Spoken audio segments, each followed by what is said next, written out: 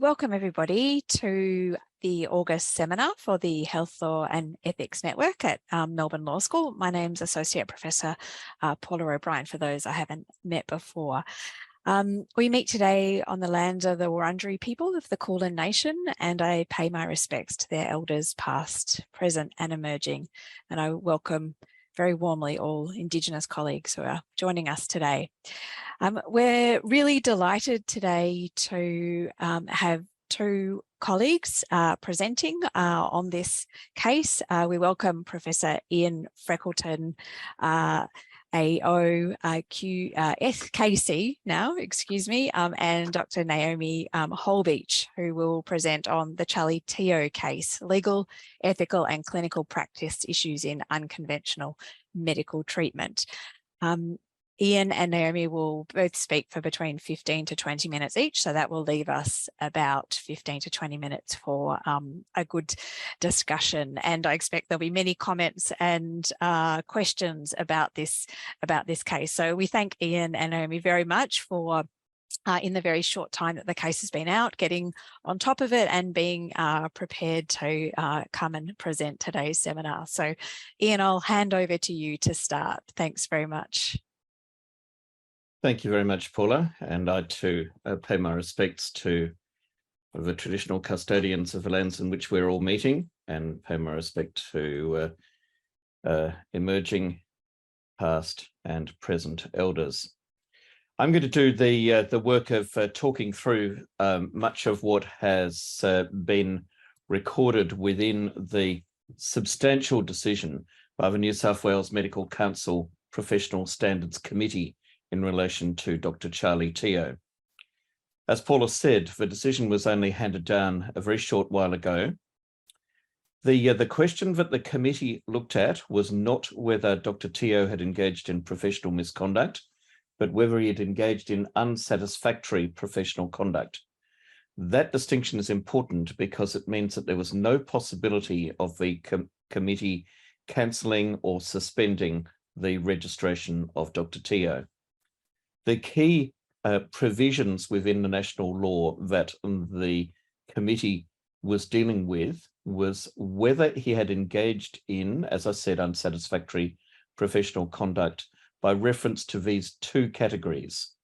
The first is one well known throughout Australia: conduct that demonstrates that knowledge, skill or judgment possessed or care exercised by the practitioner is significantly below the standard reasonably to be expected of such a practitioner.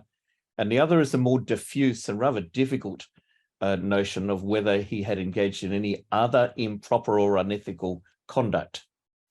So those were the two roads into the issues. Little probably needs to be said about Dr Teo. He is a very high-profile neurosurgeon, well known throughout the country. Here he is with one of his portraits that's been done by Ando.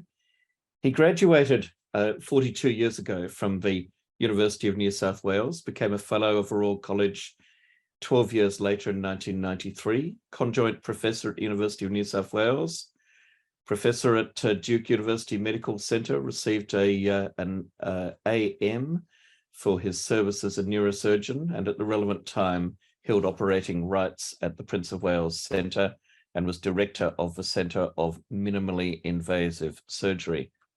That term ultimately became important in the decision.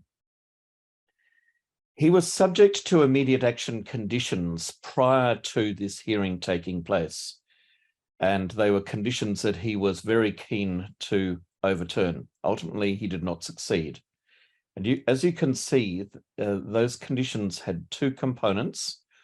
Prior to performing recurrent malignant intracranial tumor and brainstem tumor surgery, he was obliged first to obtain a signed statement from a council-approved neurosurgeon of not less than 20 years' experience supporting the proposed surgery. Secondly, he was subject to indirect supervision in relation to everything that he did. These are actually subtle but very intrusive conditions on his registration. Here are the issues which the committee ultimately wrestled with. I won't go through each of them. but they were looking in good part at the exercise of judgment by Dr. Teo, whether he'd breached privacy, whether he'd overcharged, whether the consent to surgery by both of the two key patients was suitably informed, and then what should be done about his registration if those matters were found adversely to Dr. Teo. So let's go to the first of the two patients. She was a 41-year-old woman with 3 children. She had a grade 4 brainstem tumor. So her circumstances were dire in the extreme. It was terminal. Her treating surgeon in Western Australia had recommended against surgical resection on the basis that it was too high risk, in short, that it would cause neurological deficits without improving her long-term outcome. Like so many of Dr. Teo's patients, she heard about him. She travelled to Sydney to consult him. And importantly, she underwent surgery the very next day. It didn't go well. She was transferred to ICU straight after the surgery. She was unresponsive to stimuli. Ultimately, she was transferred back to Perth in a substantially unconscious state. She died some months later. What she said and what Dr. Teo, more importantly, said to her at that first consultation the day before the surgery was important. And her husband was able to give an account of that. What he said was that Dr. Teo said that removal of the tumor might buy her more time, perhaps up to 2 years, and that she might even make her son's 6th birthday. He said he'd performed a huge number of brain surgeries, and only 12 had gone wrong. So there was a low prospect of death. Need to get rid of 95% of a tumor. There was quite a chance that she'd end up with, as he put it, wonky eyes or double vision, but they'd get better. There was a risk, he said, about 5% of death, paralysis, or locked-in syndrome. No need to make a decision on the spot, but he was going to India that week. And if she wanted more time, she could think about it overnight, and she'd have to have scans that day and complete paperwork that afternoon if he was to operate, given he was going away. You can see already the issue, in part, about the consent, because she was placed under significant pressure. Associate Professor Morikoff was called by the Health Complaints Commissioner. He's an experienced neurosurgeon. He said that the surgery undertaken by way of radical resection of a tumor just should not have been done. The estimate given by Dr. Teo was falsely low, as he put it. And he said also that Dr. Teo should not have introduced patient A to another teenage patient who was in the vicinity and given her as an example of his success in neurosurgery. This is what he said. Treatment options such as the radical surgery in this case, note the descriptor radical surgery, are offered with overemphasized benefits of prolonged survival and underemphasized risks, especially when they include a high chance of death or prolonged coma. I don't believe real informed consent has been obtained. My opinion, surgeons should not offer and should not perform surgery that is futile and high risk just because the patient willingly consented to it. So here are some of the ethical issues being balanced. Futility, an emotive word, certainly high risk, but what if a patient says, well, I'm willing to run that risk. I'll do almost anything in order to give myself some chance of life.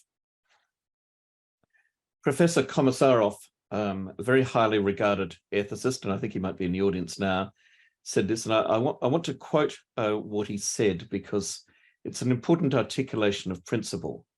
He referred to doctors being representatives and practitioners of a profession which is expected to profess skills and observe norms of conduct mutually agreed, subject to oversight and controlled, for a public which accepts them with trust and good faith. The medical profession is not a domain in which people are given license to act however they choose, in opposition to or in conflict with standards. Practitioners practice as representatives of a discipline and a body of knowledge that is publicly defined, recognized, and regulated, highlighting the importance then of the ethical standards. Now, his analysis was that Dr. Teo failed to undertake any process to explain why his proposed course of action should be preferred to that which had been proposed by other practitioners who had seen the patient. And the advice they've given that she could return to WA before making a decision wasn't properly communicated to her. When he explained he was to travel overseas, there was a failure in not explaining a range of things, including the need for another neurosurgeon to take over her care after Dr. Teo left, and implications for the family of feeling unsupported. Now, Professor Komisarov suggested there should have been a cooling off period, and a failure to provide that was significantly below what is reasonably to be expected. He said there was no evidence that the likely highly stressed state of patient A, given her circumstances and her keenness to submit to surgery, was taken into account. He was concerned too that statements by Dr. Teo may have misled her. Matters of material importance should have been explained even if she didn't raise issues herself. Her husband's version of events, if accepted, meant that there was insufficient evidence to be satisfied that the preconditions for informed consent had been satisfied. And in those circumstances, there was a real problem in relation to informed consent. And he adverted to the introduction of patient A to another person. Dr. Farrow, who was called for Dr. Teo, derided the proposition of a cooling off period and said that such an idea was potentially dangerous. Dr. Farrow thought that reasonable steps had been taken to get the informed consent of patient A, and there was no need for Dr. Teo to start speaking about costs of repatriation if things didn't go well for patient A to Western Australia. Now, here's what Dr. Teo had to say. He said, the general principle of such surgery is that you'll get a better result, a better response to chemotherapy and radiotherapy, and hopefully extend survival. He said he was optimistic about the prospects of a successful result because of where the tumor was. And he thought he could remove it, send her home within 3 days. And he thought there was a 5 to 15% chance of a terrible outcome, as he put it. You'll contrast that to the 5% that the husband said that he recalled hearing Dr. Teo speak about. Ultimately, Dr. Teo said he took full responsibility for the fact that it was his hand, his technique, his doing, that the patient didn't waken up. He said, whether it's because I crossed a midline in the brain, whether it's a limited and posterior thalamus when there was a functional issue with the enhancing portion, I don't know. That's not the point. Point is, I made an error, a surgical error. I went too far. I've damaged this lady. I'm not disputing that. What he did dispute was that any adverse finding should be made or that he should be subject to any further conditions. So how did the committee view it in the end? They accepted that the law does not require that a surgeon may only operate if their views accord with the majority of surgeons about a proposed operation. If there is a respectable minority in the profession, and this is adverting to old law on the subject, then it can't be significantly below the expected standard. But they found that the issue here was not Dr. Teo's skill, but his judgment, where the only evidence before the committee ultimately was that the risks of this surgery outweighed the potential benefits from it. They made the point that patient A was relatively young. She had 3 children. She'd been given a devastating diagnosis. And they observed that it is not surprising that the practitioner offering her surgery was likely to have had an effect on her decision-making. So we're looking at the dynamics between patient and surgeon.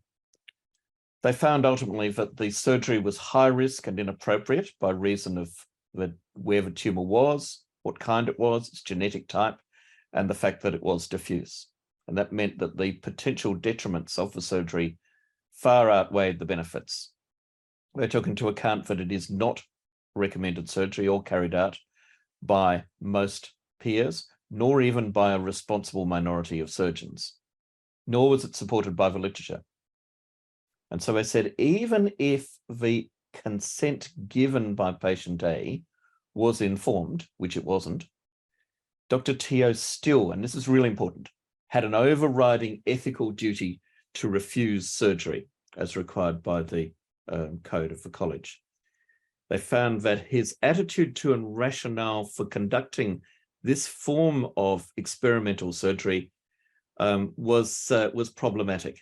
They said it was a kind of surgery which should have been conducted in a clinical trial setting or subject to some other form of ethical scrutiny.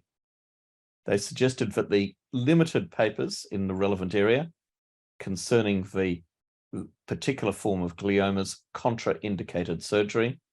They found there to be no evidence that there was a rebuttable presumption that he had to explain why the treatment that he was proposing was preferable to that of others. But that meant that this proposition advanced by the before the committee against Dr. Teo was not established. So he didn't have to talk about why his approach was better than that of others. But she should have been given time to digest the information provided by Dr. Teo, enabled to assess it, and at least see him on a couple of occasions. So this was a partial acceptance of the approach proposed by Professor Komisarov. What they found specifically was that in the circumstances, the time given by Dr. Teo was significantly inadequate, especially given the pressures that were placed upon her with his leaving for India almost straight afterwards. They found that it was mandatory or perhaps even practical for a practitioner to advise it was not mandatory, I beg your pardon, there should be a not there. It was not mandatory or perhaps even practical to advise about the costs of repatriation. So he was in the clear in that regard, but they found that the introduction of a patient to another patient who'd had successful surgery was not what should have been done, and it breached the young patient's privacy in any case. So a range of very adverse findings against Dr. Teo in respect of patient A. The second patient was older, 61. She had, again, diffuse tumor. When she came to see Dr. Teo from Victoria this time, she was partly paralyzed already. She was in a wheelchair. She was with her husband, person D. This time the surgery was done. It was at almost a very similar time, but it was before his trip to India. It was done within 6 days. The cost quoted was $35,000 plus an amount for anesthetics. Again, the outcome was dreadful. She never regained consciousness. She died after being repatriated to Victoria, which cost an amount as well. Her husband made a complaint, as did the chief medical officer at the Epworth.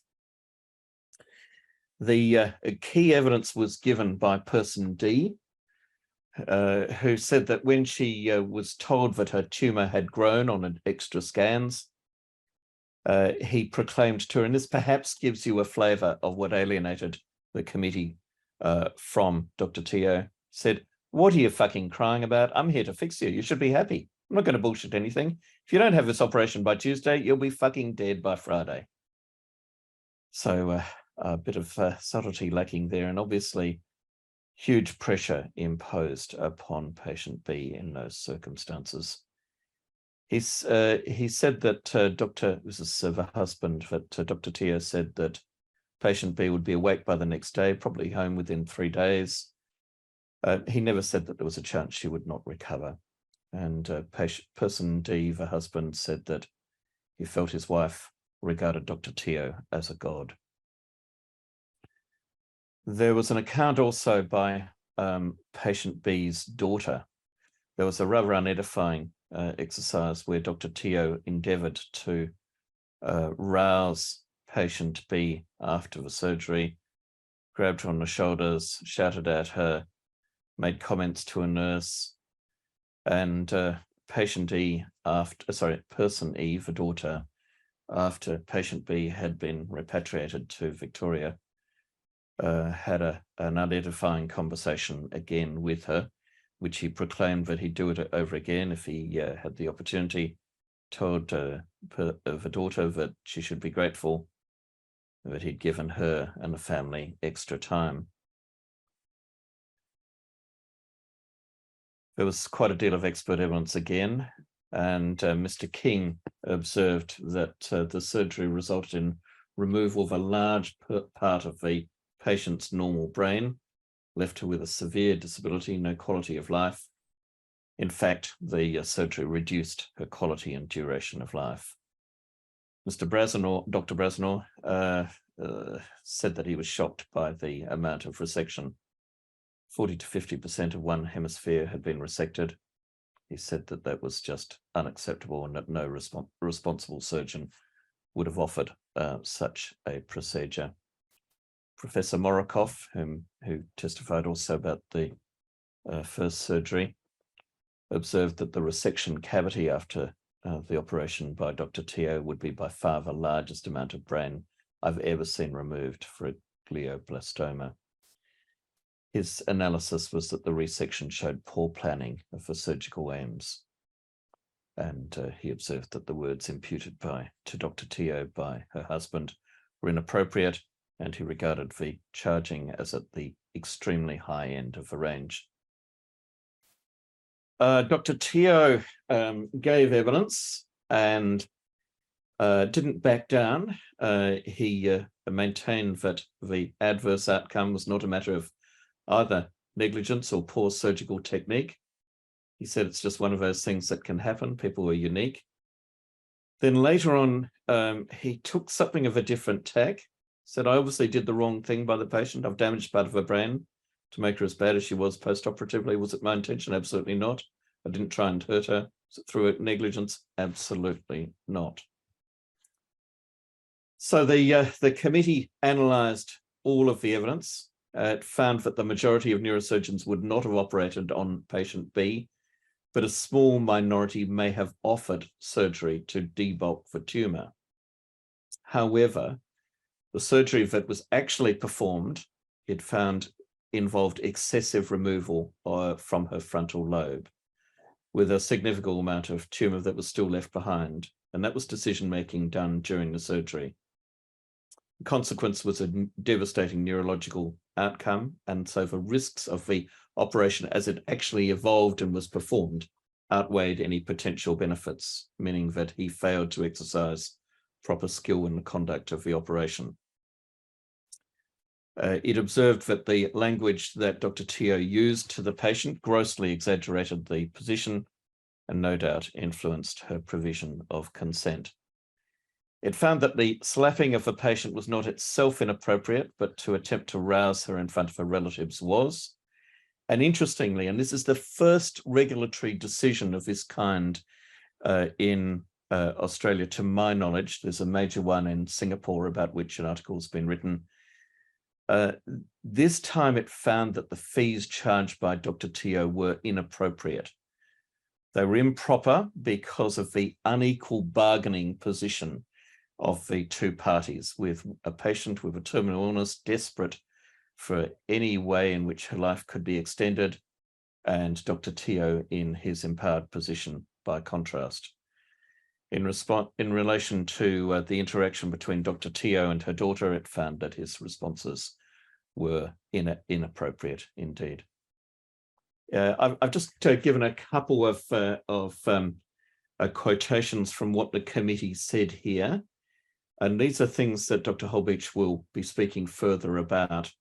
It observed that while surgical advances in difficult areas such as brain tumours are not to be stymied, surgery should be evidence-based, not purely experimental or a learning exercise. New surgical techniques should be conducted in a clinical trial setting, ideally, or after proper ethical and peer review, ensuring proper protocols are observed. It's summarised in this way. In respect of patient A, Dr. Teo did not exercise appropriate judgment in proceeding to surgical resection. In respect of patient B, he carried out surgery which was different to that which he'd proposed to the patient, and in respect to which he'd obtained consent, and the surgical strategy on which he embarked led to unwarranted and excessive removal of normal functional brain. An aspect of this was that multiple components of orthodox consent in an informed sense were lacking.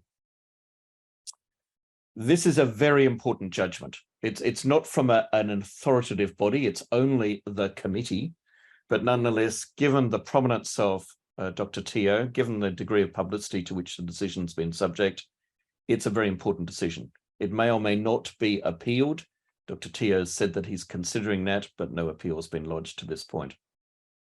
The decision explicitly recognises just how vulnerable terminally ill patients are. It goes without saying, but its articulation of those principles is important. So too is the fact that it was clear that a practitioner has an obligation to refrain from undertaking major surgery if the detriments of such surgery far outweigh the benefits, even if the patient wants it. So that's very important. There are issues too, of course, in terms of how Dr. Teo interacted with both patients. And what is apparent is the need for temperate interaction and the provision of proper time and capacity for the patient to reflect on the advice and to speak again to the surgeon to raise questions. And without that, the consent that they provide is unlikely to be valid. Of course, the kinds of pressures imposed by Dr. Teo with his being about to leave for overseas were inappropriate, and this is an archetypal example of how those kinds of considerations must not be brought to bear on a patient if consent is to be legitimate. And this is something that Dr. Holbeach will talk about, this obligation for new surgical techniques to be conducted in a proper setting, not as part of routine surgical practice. And as I've observed already, charging in some circumstances, even when there's no generally acknowledged scale, can be unethical if it's excessive in a context of the power imbalance between surgeon and patient. Let me stop there. I'll look forward to discussing issues with you and answering questions after Naomi has given her presentation. Thank you. Thank you very much, Ian. That's fantastic. And so now we'll move over to Dr. Naomi Holbeach. Thank you, Naomi. Thanks, Paula. And thanks so much for that summary, Ian. It was really wonderful. So this fits very nicely within my PhD thesis, and what I'm working on at the moment is looking at the ethical and legal obligations that surgeons have when they choose to innovate or deviate from established practice. So what I'd like to do is just pick out some of the things that Ian's already highlighted about this decision and how that might impact upon surgical innovation, and I'll try and move through quickly. It's hard though when it's your thesis. So look, surgical innovation is amazing, and we have a whole range of surgical solutions now available to us because of the work that has been done in innovation in this area. This quote from Harris back in 1935 about the treatment, the limited treatments of tuberculosis. And we know that tuberculosis we now treat, but at the time there was nothing. And if we didn't have the capacity to move forward and to improve and to come up with new solutions to old problems and to new problems, then we wouldn't be providing patients with the best care.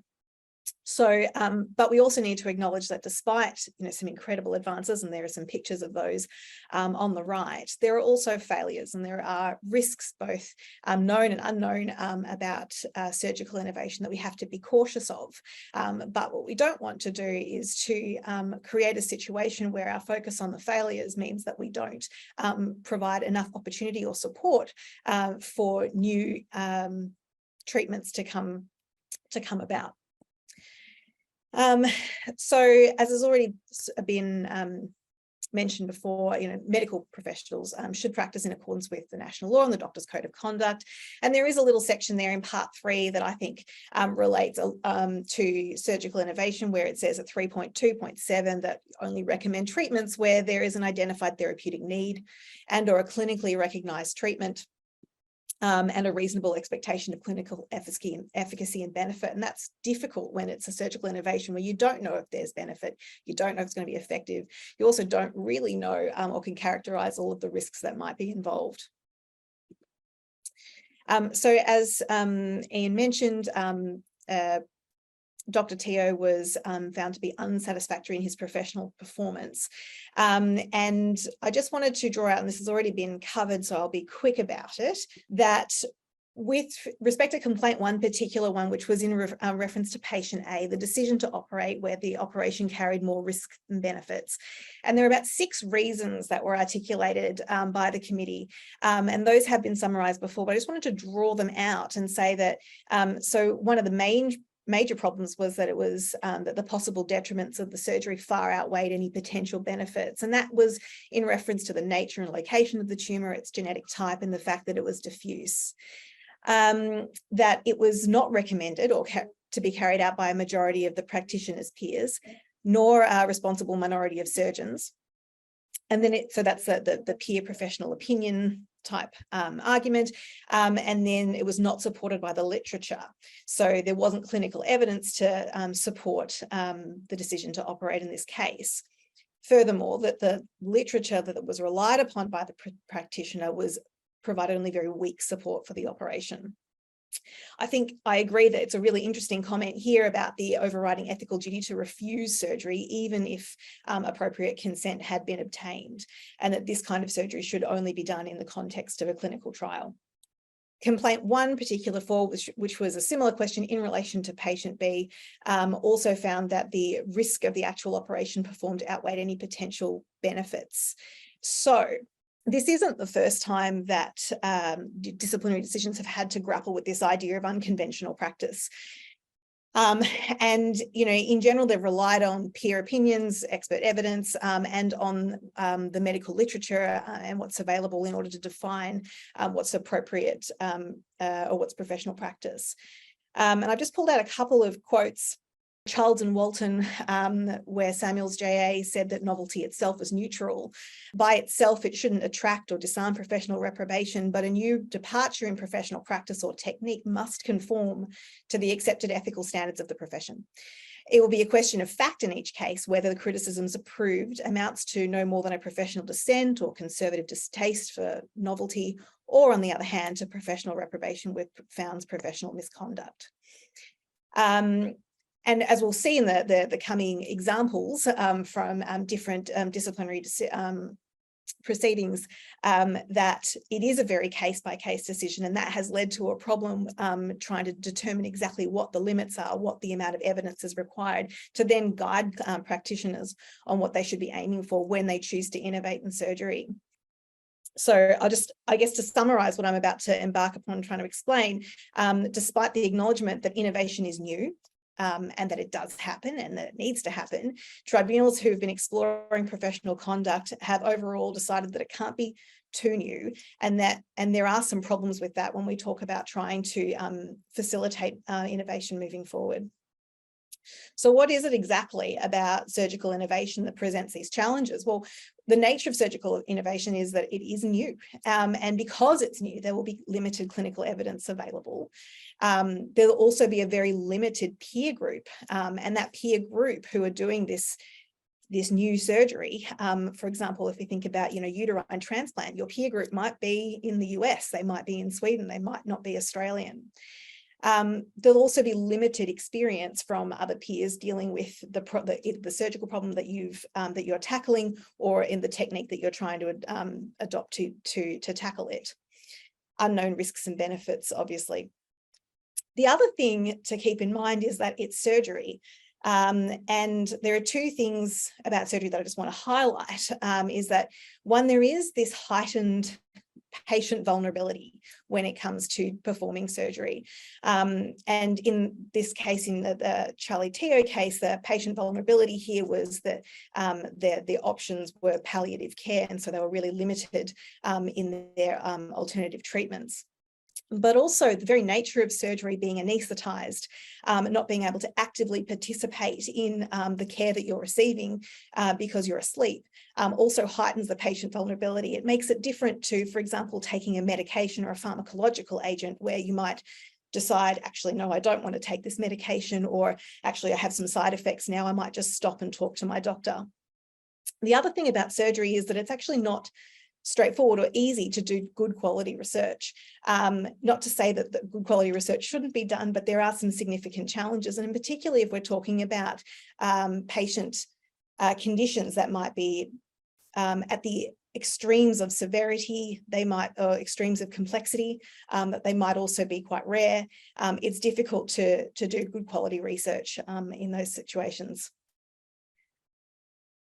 So a couple of examples that I've just pulled out to talk about how previous tribunals have tried to grapple with this idea of how much evidence do you need before you can recommend or perform an unconventional procedure or offer an unconventional treatment. In the Medical Board of Australia in Hocking, that was regarding platelet-rich plasma injections for a paediatric patient with Perthes disease. And they really tried to distinguish between novel treatment and experimental treatment in that decision. And what they relied on in that case, interesting, were animal studies. And they found that the animal studies seemed to be enough to graduate this treatment from purely experimental to something that's novel. In the end, they didn't really need to use that decision to reach their conclusion. They found that the clinician in that case really should have asked for some second opinions and consulted a bit more widely. In Healthcare Complaints Commission in Boers, this was regarding minimal incision surgery in the treatment of a bunion. They again teased out this idea about this procedure. Whether it was controversial, whether it was novel or experimental, and whether it had long-term evidence. And in that discussion, most of the experts agreed that it wasn't controversial. There was a lot of difference of opinion on whether it was novel or the amount of evidence that was required in order for it to be novel or a reasonable option to provide to the patient.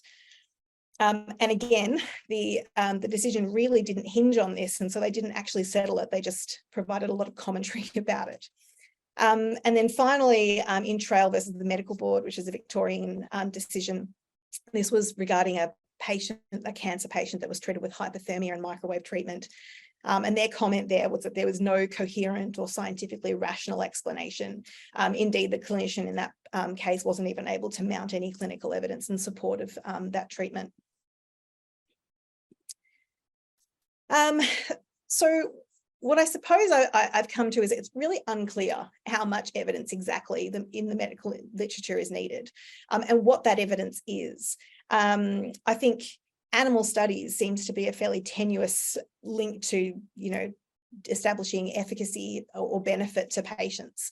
But it was, used in that case. You wonder whether or not tangential evidence from a completely different condition would be enough. It sounds like it would probably be enough to say that it's not experimental, that it's novel, but would it be enough to be able to recommend it? I've mentioned a little bit about the challenges conducting research in surgery, and I've just summarised some of those there. There are some issues with study design, and it's difficult to randomise in surgical trials. There's a lot of difference as well regarding surgeon-related factors. So there's a learning curve, and so they've noticed that in some of these big surgical studies that it's difficult to have a uniform surgical experience that will allow you to be able to compare between patients.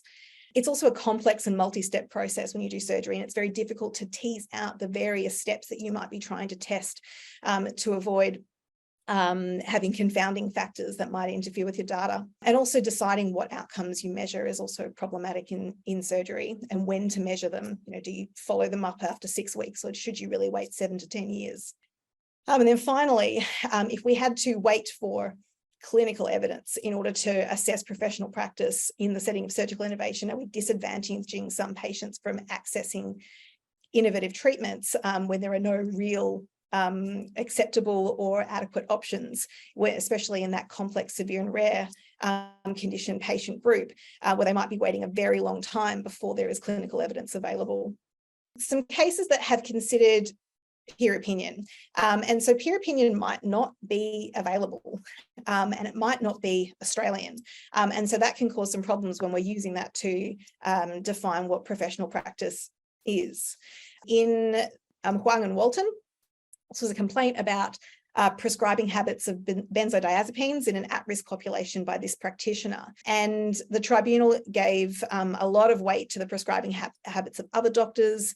They considered warnings that had been issued by professional bodies to this particular practitioner in the past, and that was probably one of the most damning parts about that for this practitioner. And the failure of them to engage in harm minimization strategies, which again, his peer group were doing.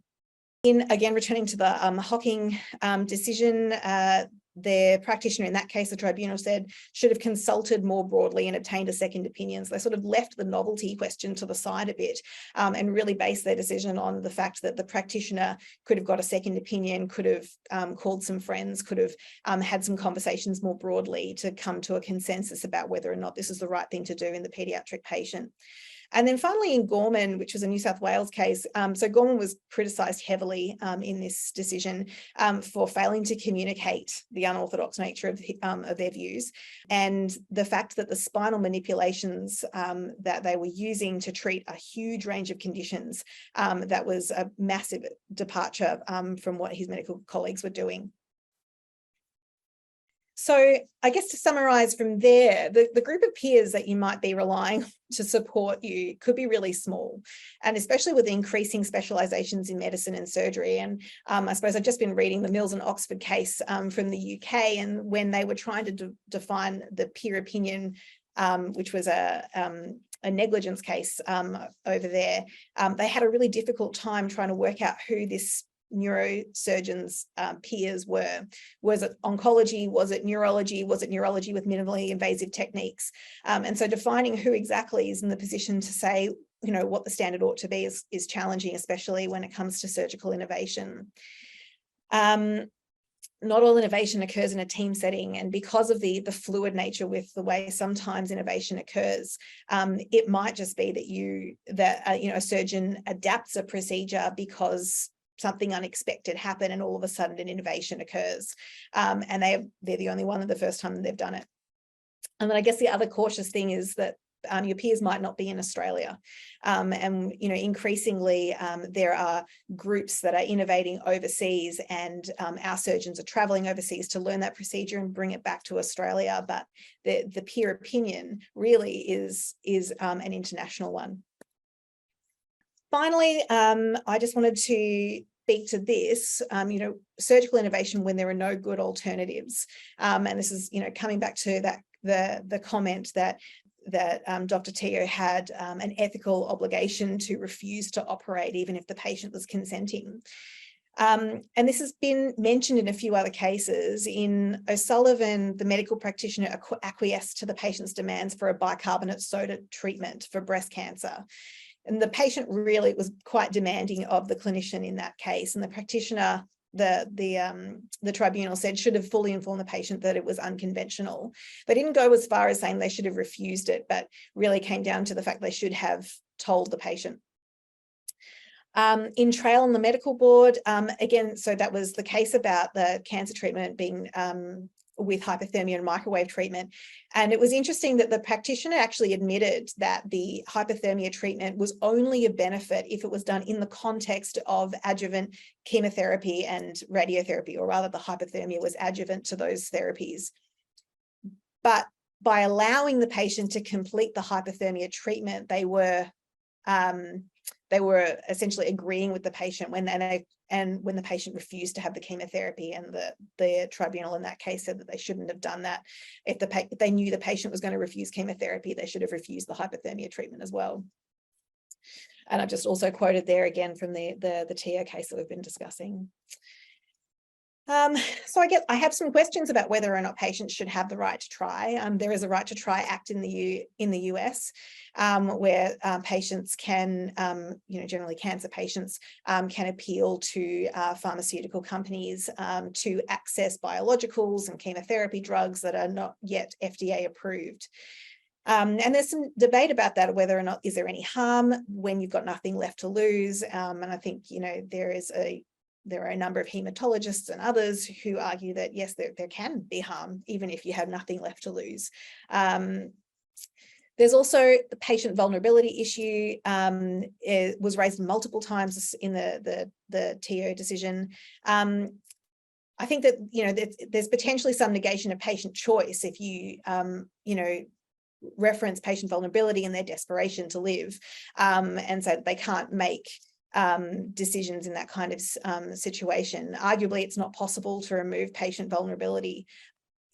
Certainly not to remove it completely, but there'll always be some element of patient vulnerability. And I guess taking some learnings away from the Teo case, giving patients the space and time to digest, maybe even giving them the space and time to talk to another surgeon after that conversation would be advisable.